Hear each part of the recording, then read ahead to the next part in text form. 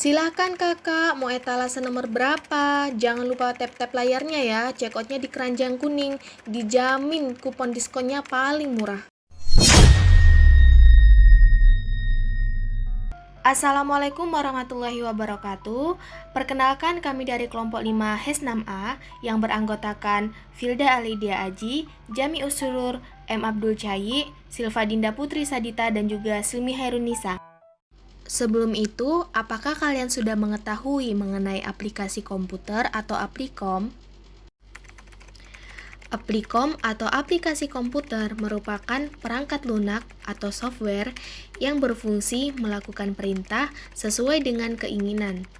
Aplikom ini dibuat untuk memudahkan pengguna dalam mengerjakan sesuatu menggunakan aplikasi komputer.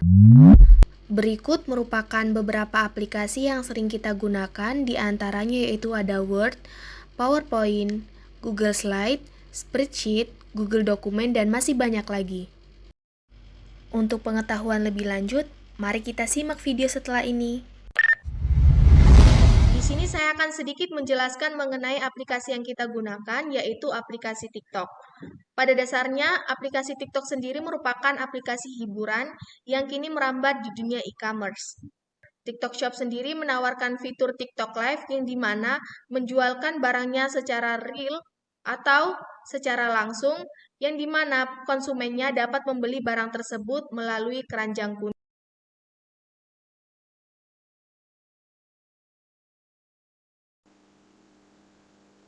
Baik, selanjutnya saya akan menjelaskan aplikasi Draw.io untuk membuat flowcard.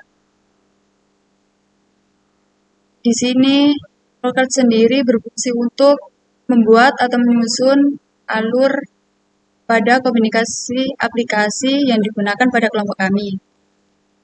Dengan studi kasus, analisis akad salam bagi konsumen terhadap ketidaksesuaian barang yang dibeli pada aplikasi belanja TikTok Live Shop.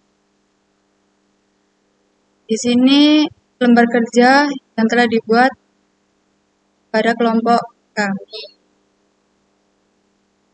Di flowchart sendiri terdapat simbol-simbol, bisa dilihat di referensi. Nah, di sini sudah terdapat beberapa simbol-simbol dan juga ada fungsi dan gunanya di dalam flowchart sendiri. Untuk alur pertama, kita membuat yakni start. Selanjutnya, kita menentukan judul dan daftar materi. Nah, di sini daftar materi yakni input beberapa materi yang mau kita jadikan penelitian. Selanjutnya, ada daftar aplikasi. Di sini daftar aplikasi yakni beberapa aplikasi yang dapat digunakan pada kelompok kami. Selanjutnya, mengonsep penelitian dan menyusun kerangka. Lanjut pada mencari data dan literasi di Google Searching. Bila kita udah mendapat data, kita lanjut di Google Docs. Kalau kita belum cukup mendapat data, kita lanjut unggah ke Google Keep atau di notes dulu data yang kita peroleh. Setelah mendapat data, kita upload di Google Docs. Selanjutnya, melakukan wawancara. Wawancara narasumber. Jika narasumber berkenan dalam wawancara di Google Form, kita membuat daftar pertanyaan di Google Form. Jika narasumber tidak berkenan, kita lanjut ke atas, ini wawancara langsung ke narasumber. Nah, lanjut membuat di daftar pertanyaan di Google Form. Selanjutnya ada laporan wawancara. Nah, data wawancara tersebut langsung masuk di aplikasi Google Sheet. Setelah laporan wawancara, data responden di Google Sheet, selanjutnya mengolah data kembali ke Google Docs untuk melanjutkan penelitian. Langkah selanjutnya membuat PowerPoint di Google Slide. Selanjutnya dari Google Slide kita mempresentasikan penelitian. Kita mempresentasikan pada streaming YouTube. Sebelum streaming YouTube, kita menyiapkan keperluan streaming. Selanjutnya, setelah menyiapkan keperluan streaming, kita melakukan streaming. Dan kalau sudah memulai streaming sepenuhnya, dan kita lanjut dengan end. Dan selesai flowchart dari kelompok kami. Sekian, terima kasih.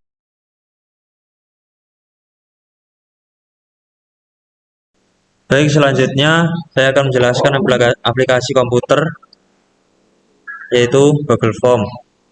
Google Form sendiri diakses melalui Google Search. Baik, Google Form sendiri adalah aplikasi komputer untuk mencari data berupa pengisian kuesioner.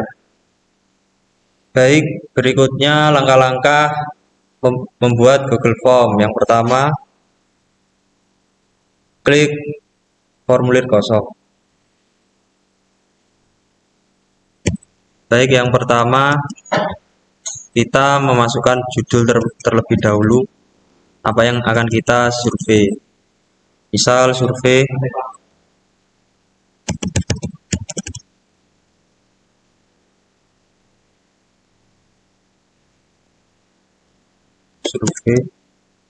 akad salam dalam online shop.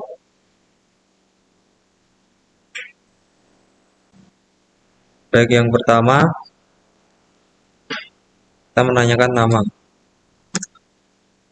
Lalu bagian jawaban ada banyak fitur jawaban, jawaban singkat, paragraf, pilihan ganda, kotak centang, dan lain sebagainya. Kita memilih jawaban singkat saja.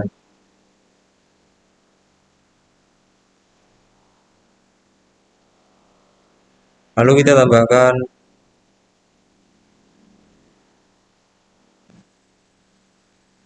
berikutnya kami menanyakan alamat.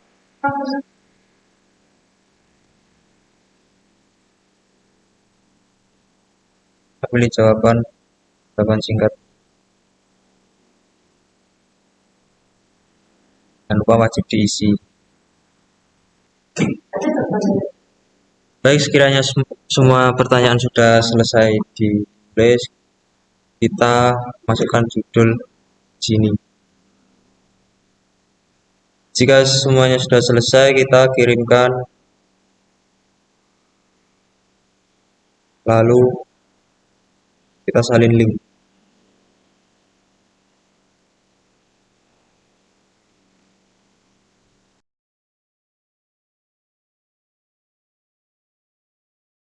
Baik, di sini saya akan menjelaskan terkait Google Sheet. Saya di sini akan menjelaskan bagaimana fitur-fitur yang ada di dalam Google Sheet. Pertama-tama kita akan membuka Google Sheet melalui aplikasi Google. Kita membuka aplikasi Google Spreadsheet terlebih dahulu.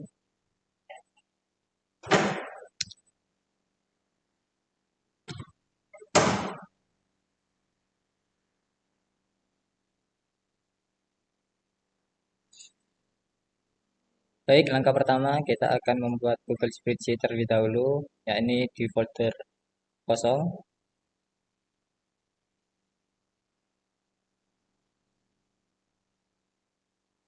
Baik, di sini saya akan menjelaskan fitur-fitur yang ada di Google Spreadsheet. Yang pertama yakni tentang file, edit, tampilan, sisipkan, format, data, dan lain-lain. Di bagian edit kita bisa melihat di sini ada kata urungkan, ulangi, potong, salin, tempel khusus. Urungkan ini biasanya digunakan untuk mengembalikan eh, sesuatu yang sudah ditulis, sama halnya dengan ulangi. Ini potong jika ada sesuatu yang perlu dihapus, salin, ini seperti menyalin kata, dan ini tempel seperti halnya menyalin. Selanjutnya di bagian sisipkan kita bisa menemui eh, sel, baris, kolom, diagram, tabel pivot, gambar. Jadi kita bisa membuat sel, bisa membuat baris atau kolom, atau menambahkan diagram ataupun tabel. Selanjutnya format. Dalam format kita bisa mengedit tema, angka, teks, sampai ke paragraf, rata kiri atau rata tengah ataupun rata kanan, atas, tengah ataupun bawah. Kita juga bisa mengedit ukuran font dan juga rotasi tulisan. Bisa tidak ada miring ke atas, miring ke bawah. Baik, selanjutnya akan menjelaskan terkait fitur-fitur selanjutnya yakni zoom. Kita bisa mengzoom tampilan Google Spreadsheet menjadi lebih besar seperti ini 125%, dan juga kita bisa mengedit format di dalam kolom Google Spreadsheet seperti angka rupiah mata uang, persen, kurangi angka desimal atau tambah angka desimal. Selanjutnya terkait kolom-kolom ini, kolom-kolom yang ada di Google Spreadsheet. Kolom pertama biasanya disimbolkan dengan huruf A. Ini biasanya jika dijadikan sebagai data biasanya berisi nama. B untuk kolom B biasanya berisikan pertanyaan selanjutnya seperti itu. Dan yang terakhir saya akan menjelaskan terkait cara pengumpulan, cara menge-share atau membagikan Google Spreadsheet. Nah, kita bisa mengubah terlebih dahulu judul spreadsheet-nya. Seperti contohnya file tugas seperti itu. Kita simpan. Lalu nah, di sini kita bisa menambahkan siapa saja yang bisa membuka dan mengedit file ini yang akan dikirimkan. Caranya yakni mengeklik simbol ini, gembok ini. Kita ketik. Nah, siapa saja yang memiliki link, kita ketik siapa saja yang memiliki link. Terus kita ganti ini. Nah, di sini jika dipilih pelihat, mereka akan hanya bisa melihat. Jika dipilih pengomentar, mereka hanya akan bisa mengomentari tanpa bisa mengedit. Nah, dan fitur yang terakhir adalah editor. Jika dipilih sebagai editor, mereka akan bisa melihat, mengomentari, serta mengedit file Google Spreadsheet yang kita share ke mereka. Mungkin sekian penjelasan terkait Google Spreadsheet dari saya.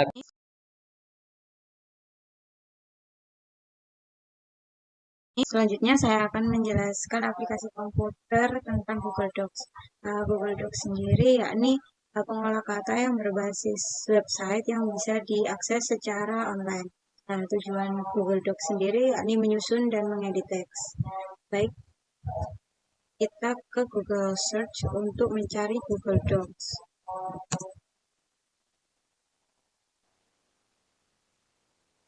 Nah, kita klik yang paling atas. Di sini kita disediakan berbagai template dari yang template proposal proyek, brosur, surat, resume, dan masih banyak lagi. Kita pilih dokumen yang kosong. Nah, tampilan dokumen yang kosong seperti ini. Nah, ini adalah contoh pengerjaan kelompok kami dengan menggunakan aplikasi Google Docs. Google Docs sendiri hampir mirip dengan Microsoft Word kurang lebih, tetapi di Google Docs ini bisa mengomentari seperti ini. Contohnya, digital, ini dikomentari, bisa dikomentari di sini. Kayak misal ini tidak sesuai. Nah, ini akan ada tanda seperti ini. Kita bisa lihat ini juga di sini. Kita klik, nanti ada nama siapa yang berkomentar, terus isinya. Untuk yang di atas ini seperti Microsoft Word ya, pada umumnya ada teks normal mau seperti apa, ada font juga, ada size, bold, italic, garis bawah, sama warna teks. Nah, selanjutnya saya akan menjelaskan tentang aplikasi Jotero untuk penggunaan footnote. Baik, saya akan mencontohkan menggunakan footnote di sini ya. Sebelumnya, kita harus membuka aplikasi Jotero terlebih dahulu agar bisa terhubung dengan Google Docs.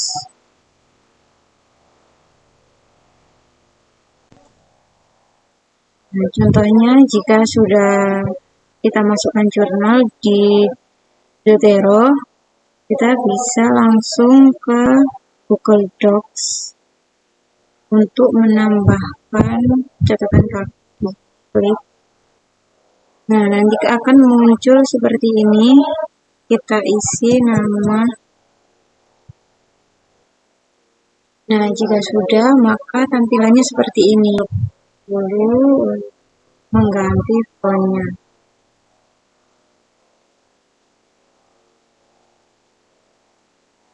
Diganti ke Times New Roman.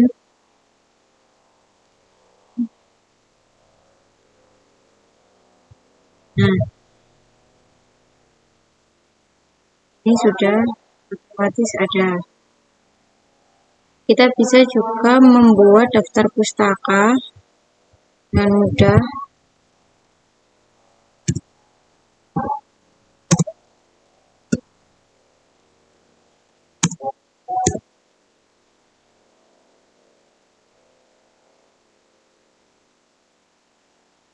Kita bisa klik di Jotero yang bagian edit bibliografi, bisa langsung diakses di Jotero untuk daftar pustaka. Nah, jangan lupa kalau mau menyimpan file, usahakan mengisi judul di atas ini. Dan file ini bisa dibagikan melalui ini, bagikan. Kita bisa salin link. Kita klik editor. Siapa saja yang memiliki link atau akses, nah kita salin untuk kita berikan kepada teman kita agar bisa mengerjakan bersama-sama. Di Google Docs ini enaknya bisa mengerjakan bersama-sama dalam waktu yang sama. Sekian penjelasan dari saya.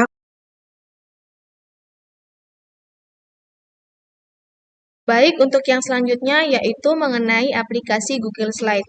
Google Slide sendiri bisa kita cari melalui aplikasi Google, lalu kita scroll dan ini menemukan Google Slide.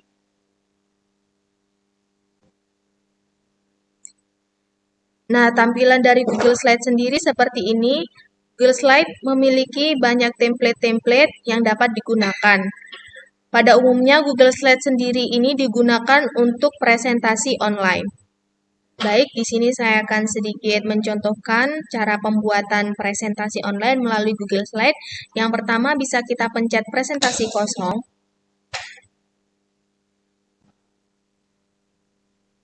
Baik, untuk tampilan awal dari Google Slide seperti ini, pada sisi bagian kanan terdapat tema-tema atau template-template yang bisa kita gunakan. Tergantung kita ingin menggunakan yang mana. Pada kali ini saya akan menggunakan contoh dengan tema pantai cerah. Baik, di sini ada bagian judul. Bagian judul bisa kita ubah sesuai dengan judul presentasi yang akan kita presentasikan. Untuk contohnya, saya menggunakan judul dari penelitian ini. Lalu, bisa kita sesuaikan juga antara besar dan kecilnya font. Baik, setelah kita menulis judul, untuk slide selanjutnya bisa kita klik di bagian ini untuk menambahkan slide selanjutnya dengan gaya atau tata letak yang lainnya. Semisal saya memilih ini.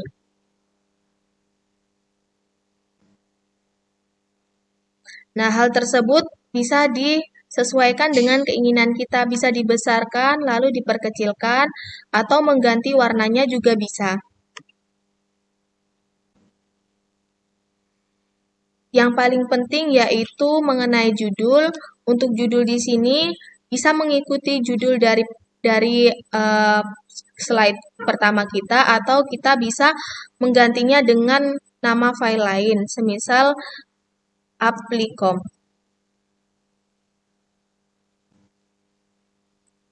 Aplikasi Google Slide ini bisa digunakan bersamaan dengan anggota kelompok dengan cara mendapatkan link akses izin untuk digunakan bersama-sama. Pada bagian ini, kita klik bagikan.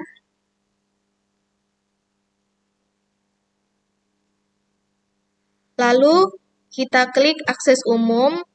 Kalau ini sedang dibatasi, dan jika ingin berbagi dengan teman atau anggota lainnya, bisa diganti dengan siapa saja yang memiliki link. Lalu, bisa kita klik selesai, dan dapat kita bagikan. Dengan otomatis, kita dapat melakukan atau mengubah Google Slide bersama anggota kelompok kita yang mendapatkan link akses izin tersebut. Bagaimana teman-teman terkait video yang telah dipaparkan?